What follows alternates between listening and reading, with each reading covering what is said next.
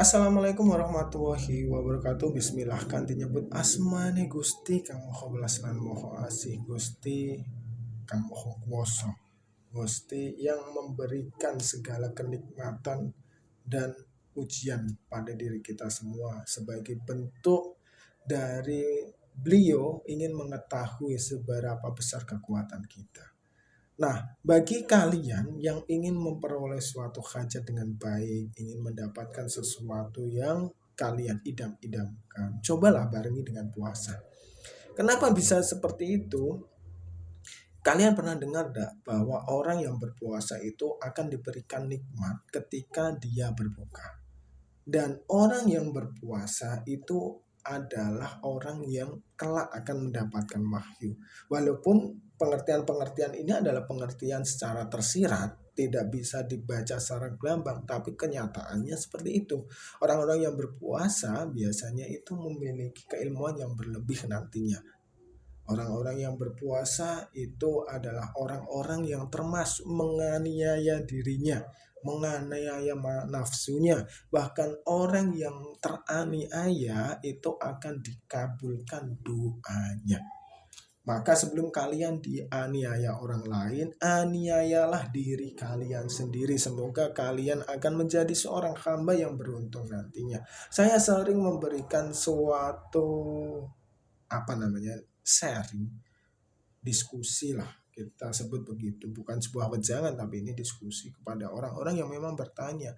Banyak orang yang menginbox atau bertanya lewat WhatsApp atau lewat media-media yang lainnya, berkomentar. Itu saya kadang tertawa sendiri. Kadang begini teman-teman, ada orang yang memperdebatkan suatu keilmuan yang saya bicarakan, ada orang yang memang meyakini suatu keilmuan dari apa yang saya bicarakan. Semua itu tergantung dari pengalaman masing-masing teman-teman. Yang namanya keilmuan, yang namanya sejarah atau apapun kita tidak bisa memperdebatkannya.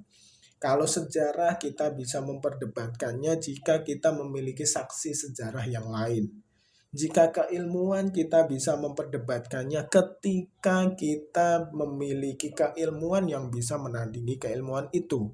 Jika penelitian kita bisa menandingi ketika kita melakukan penelitian yang lebih dari penelitian yang telah dilakukan sebelumnya. Itu adalah cara menandingi yang baik.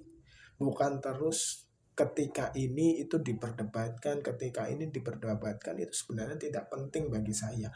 Bahkan kalau ada orang yang memperdebatkan secara brutal, yang isinya sebenarnya bukan mendebat atau bukan membenarkan atau menyalahkan ilmu tersebut, tapi ada unsur iri atau ada unsur benci atau ada unsur ingin menjatuhkan, maka biasanya langsung saya buang komentarnya atau saya blokir sekalian begitu. Karena menurut saya, karena gini teman-teman, yang namanya manusia kan punya entitas energi, ada energi positif dan ada energi negatif. Ketika kalian memiliki energi positif dan di situ ada energi negatif, kok kalian memikirkan energi itu, terbayang-bayang tentang hal itu, maka kalian akan ketularan dengan energi negatif tersebut.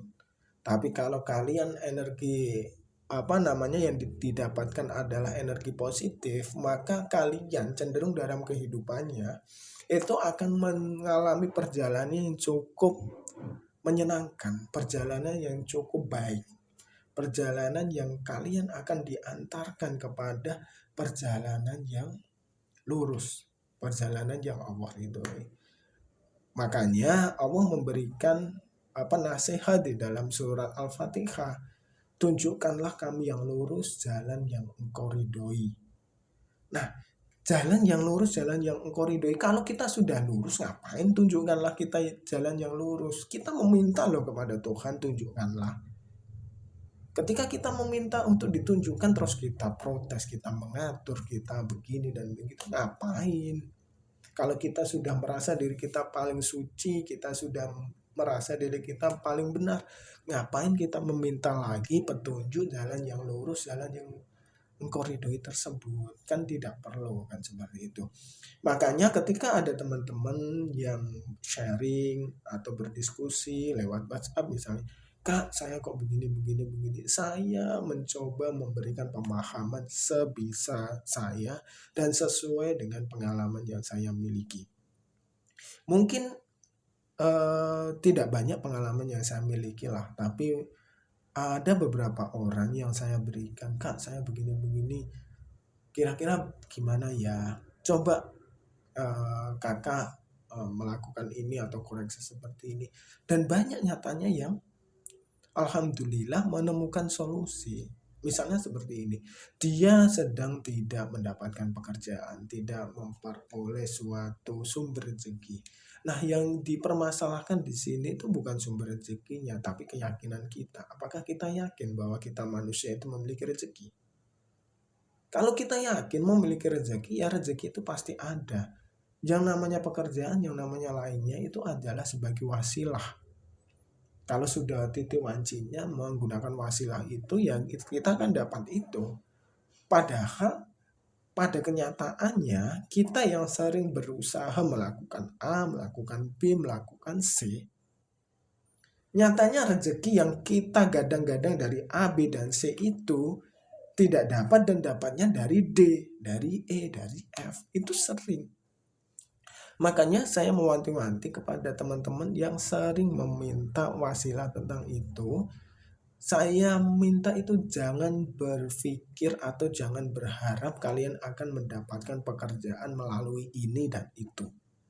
Tapi lakukanlah amalan yang seperti ini dulu dengan keyakinan penuh, atau amalan yang kamu sanggup. Sanggupmu apa? Biasanya kan saya sharing atau diskusi dulu. Kalau sanggupnya ini ya udah dijalani. Nah, ketika itu ada teman yang mendapatkan pekerjaan, "Kak, alhamdulillah saya mendapatkan pekerjaan gini, gajinya segini." Alhamdulillah di atas rata-rata. Terus ada juga yang berpendapat begini, "Kak, alhamdulillah saya tidak mendapatkan pekerjaan, tapi setiap saya memerlukan uang, setiap saya memerlukan biaya, setiap saya memerlukan suatu kebutuhan itu ada, Kak. Ada aja yang datang, ada aja jalannya." Nah, itu adalah rezeki karena keyakinanmu seperti itu. Kalau keyakinanmu melalui pekerjaan, ya kamu akan mendapatkan pekerjaan. Seperti itu. Terus ada lagi yang berbicara, "Kak, bagaimana sih untuk melunasi hutang?" Lah, kamu hutang berapa? Kamu hutang apa, saya memiliki hutang 1.300.000 misalnya seperti itu. Kadang orang yang memiliki gaji UMR kan sambil tertawa. Oh, seutang segitu aja ditakutkan. Nah, jangan berpikir bahwa setiap orang itu memiliki apa namanya pemikiran yang sama, jangan.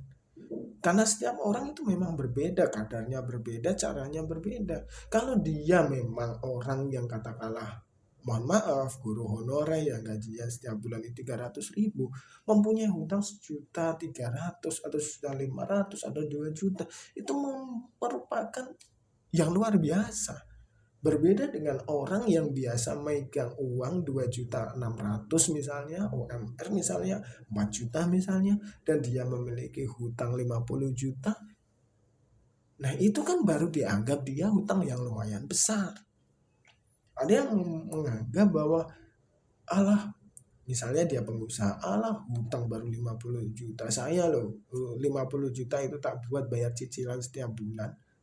Itu cicilan rumah saya aja 250 juta. Misalnya seperti itu, ada yang seperti itu. Jadi semua itu punya kadar masing-masing. Saya juga pernah memperoleh suatu hikmah dari perjalanan hidup ketika saya berpikir seperti ini. Kok saya memperoleh ujian seperti ini, ya Allah? Kok saya melakukan suatu kebodohan seperti ini? Kok saya bisa sampai di posisi seperti ini? Kok saya begini, saya begitu, saya begano, kan gitu. Nyatanya di tengah perjalanan ketika saya memperjalankan diri, alhamdulillah ya Allah, berarti apa yang saya alami itu tidak lebih berat dari orang tersebut. Orang tersebut ternyata memperjalani apa namanya 1000% dari apa yang saya terjadi pada diri saya. Orang tersebut ternyata lebih susah 500% daripada yang saya miliki, yang saya kesusahan saya misalnya seperti. Ya memang seperti itu, itulah dunia teman-teman. Tapi kita kan diminta bahwa yang namanya manusia itu kan diminta untuk tenang, diminta untuk tidak kemerungsung. Allah pasti memberikan jalan, tapi kan jalannya itu jangan berpikir terus sesuai dengan apa yang kita pikirkan, tidak. Walaupun Allah kadang berpikir Allah sesuai prasangka hambamu, benar, Allah sesuai prasangka hamba kita, prasangka kita. Misalnya kita memiliki A, terus kita ingin memiliki lagi B. Kadang itu Allah tidak langsung memperjalankan ke dalam B, bukan. Kita diminta untuk ke Z dulu, ke Y dulu, terus ke X, sampai nanti ke C, baru ke B. Kita diminta untuk berputar, tapi Allah mengabulkan yang B ini, Allah dikabulkan. Bukan terus Allah tidak mengabulkan, bukan, dikabulkan. Cuma caranya itu cara Allah, bukan cara kita. Makanya bagi kita yang meminta atau memanjatkan doa, usahakanlah panjatkan doa setiap hari. Setiap hari kita panjatkan. Nanti giliran Allah mengabulkan satu persatu sesuai dengan keimanan kita, sesuai dengan amalan kita, sesuai dengan pahala kita. Maka disitulah Allah memberikan jalan yang terbaik. Dalam artian apa? Kita misalnya baru ingat, oh saya meminta rumah itu adalah doa saya 5 tahun yang lalu. Ya Allah, terima kasih ya Allah, Engkau telah memberikan rumah tersebut. Terus nanti ada lagi, oh saya berdoa meminta jodoh adalah doa saya 1 tahun yang lalu. Ya Allah, terima kasih telah memberikan kepadaku jodoh yang terbaik, dan terima kasih telah menuntunku untuk menunggu dia dengan segala kelebihan dan kekuranganku. Terus nanti, terima kasih ya Allah, saya meminta mobil adalah doa 3 tahun yang lalu, Engkau baru kabulkan sekarang. Nah itu adalah doa, dan Allah pasti mengabulkan doa setiap hamba. Makanya usahakan setiap hari itu berdoa. Dan doa yang paling baik itu doa yang diawali dengan istighfar, terus diawali dengan syukur, diawali dengan syahadat, sholawat. Itu adalah doa yang baik. Kenapa? Karena doa ketika diawali dengan istighfar itu artinya kita merendah. Kita, kalau orang itu grepek-grepek, kalau seorang anak kepada ibunya itu menangis dulu.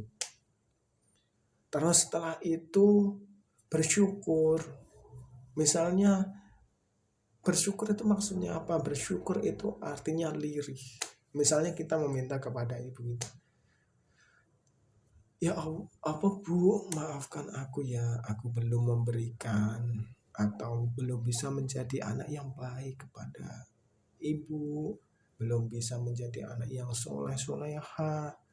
Dan terima kasih ya Bu, Engkau telah memberikan semuanya kepadaku. Engkau telah memberikan sepeda, Engkau telah memberikan buku, Engkau telah memberikan tas kepadaku. Makasih ya Bu. Terus nanti seorang ibu yang dalam hari ini kita ibaratkan Tuhan lah. Iya, lah kamu nanti misalnya ulang tahun nanti itu minta apa? Saya tidak minta apa-apa kok Bu. Saya hanya ingin nanti itu ibu bisa menyekolahkanku pada sekolah favorit seperti ini Bu. Nah, saat tidak langsung seorang ibu itu akan memikirkan permintaan dari seorang anak tersebut. Dia akan memikirkan dan nanti akan saya kabulkan, caranya gimana? Ya terserah ibunya itu.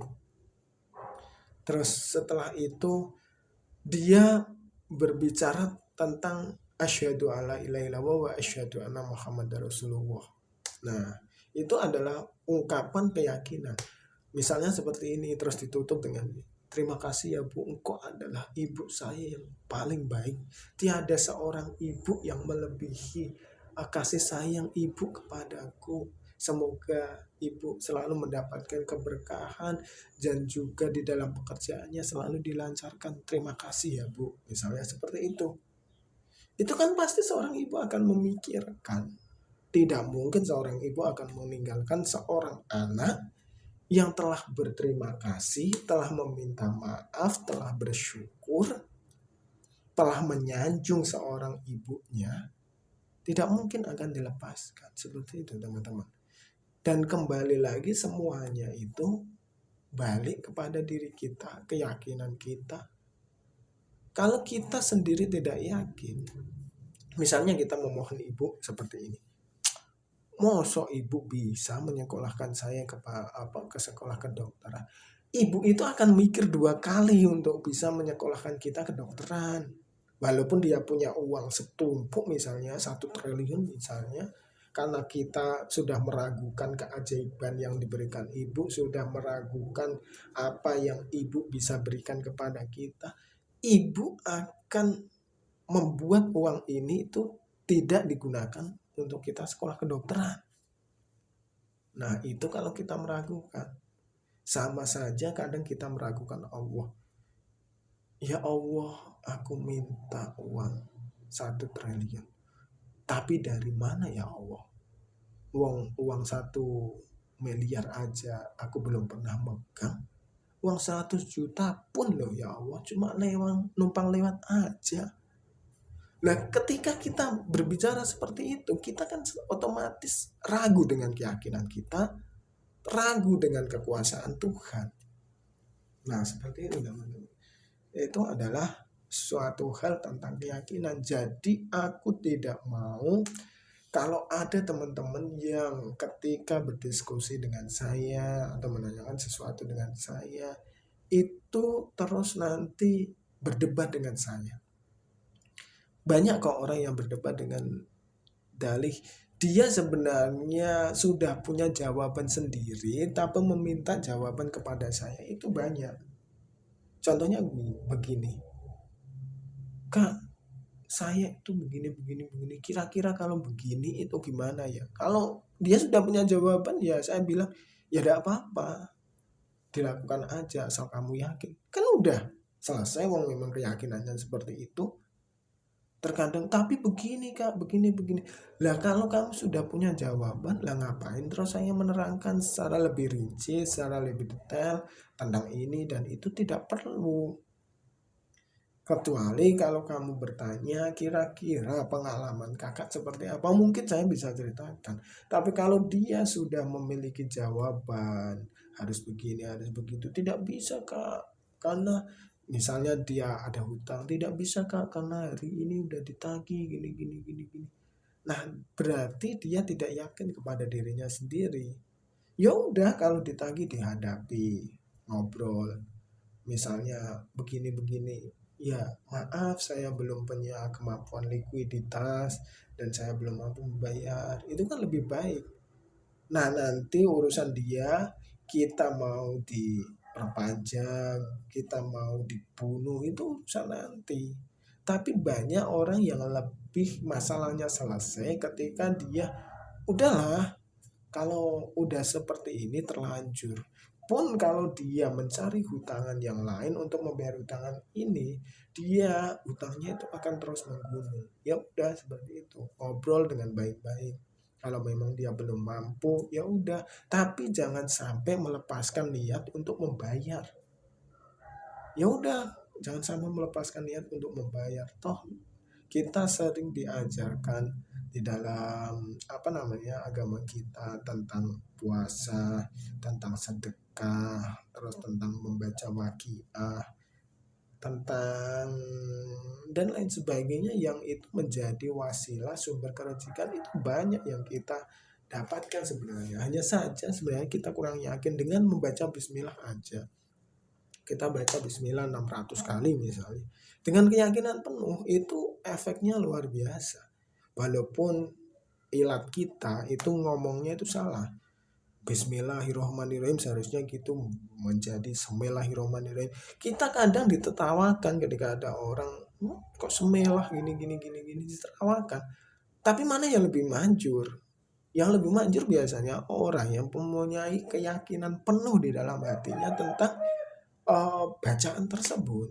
Orang yang Bismillahirrahmanirrahim sampai fase seperti itu, gak terkabul doanya. Karena apa? Yakinannya kosong.